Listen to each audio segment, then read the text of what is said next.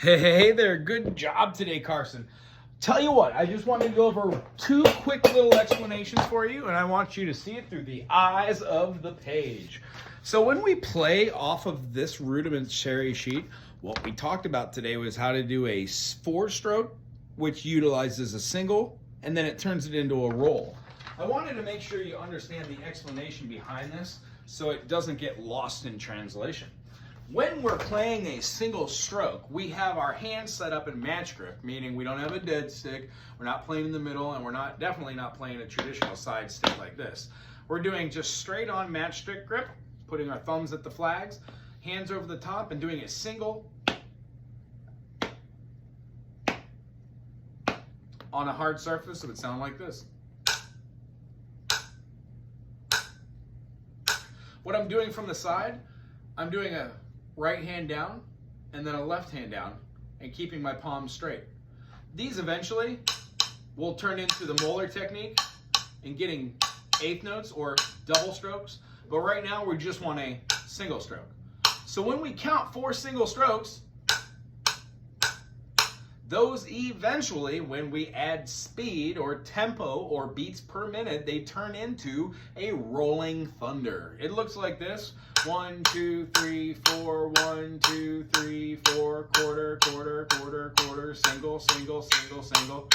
But when we speed it up, we notice that the sticks have a little bit of bounce to them. So we actually don't have to work as hard to get the notes, but we want to keep it consistent. And what happens is when we move these a little faster, we have a tendency to want to do double beats. And what I want you to do is make sure that you go as fast as you can with the single stroke. Single, single, single, single. What happens is if you can move this up to about this rhythm, this sets the stage of being able to turn that into something faster, which will eventually turn into double stroke and then multiple stroke rolls. The concept behind that is we use a single stroke and this double stroke and then this triple stroke and then sometimes even a quadruple stroke, which would look like a 16th note. 1 E-anda, 2 E-anda, 3 E-anda, 4 E-anda, but it's a push and pull. That first note that we go down has the most velocity, therefore it has the easiest way to get that single stroke.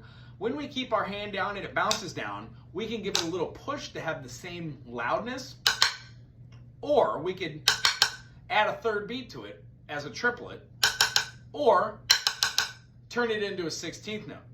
So when we play them back and forth, 1 E and a, 2 E and a, we're exhibiting eighth notes. The faster we move these up, the louder they kind of become, but we practice on not having those loud on one hand or the other. Same tone. And then lastly, the reason why we learned this is for what we sight read today.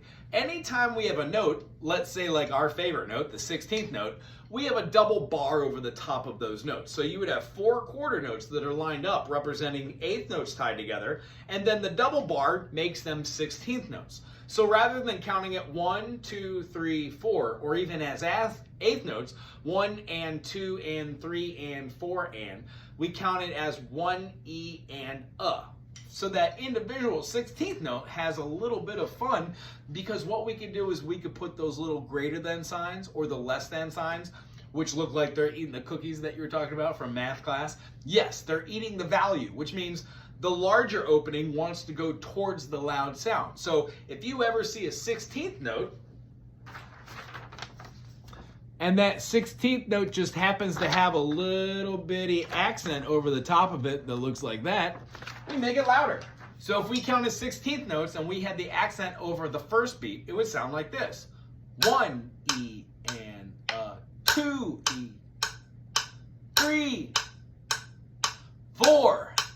If we had the second accent over the second note, it would be 1 and 2 and 3 and 4 and 1 and 2 and 3 and.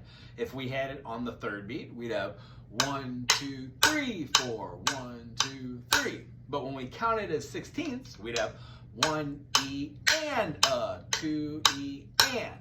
When we're playing music, let's say like just straight quarters with a whole note,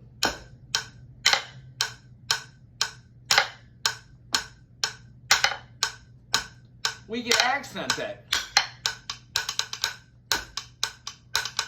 And we can call that for being quarter, eighth note, 16th note, triplet. That's why we call these.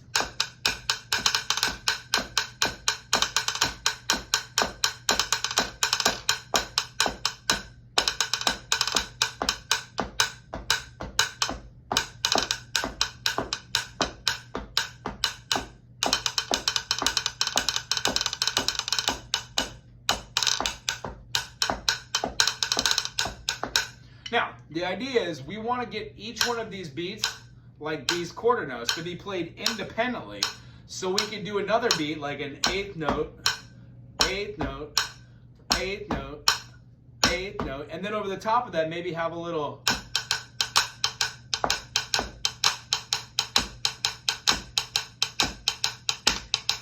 shuffle movement. The concept behind that is when we go back on this drum set, if we practice our rudiments, which are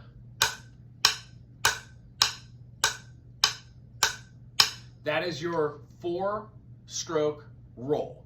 When we play it faster, it becomes something different, right? However, what we want to do is be able to accent that. 1 and 2 and 3 and 4 and 1 and 2 and 3 and 4 and any place that we want to. And the way we do that is by counting. So if we're going to be playing, let's say, eighth notes, and we've got 1 and 2 and 3 and 4 and, those are basically tied together 4-stroke rolls. 1, 2, 3, 4, 2, 2, 3, 4. The option is to either go right, left, right, left, right, left, right, left, and then go left, right, left, right, left, right, left, right. This is how we practice.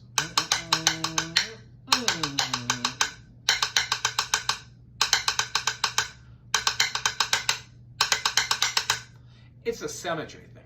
When we practice stuff like triplets,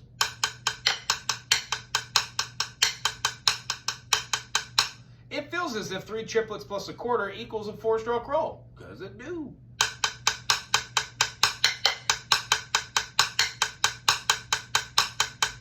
Switch.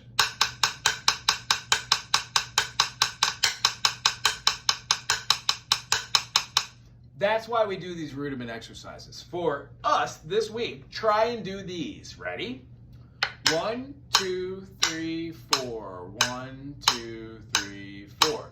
1, 2, 3, 4. 1, 2, 3, 4.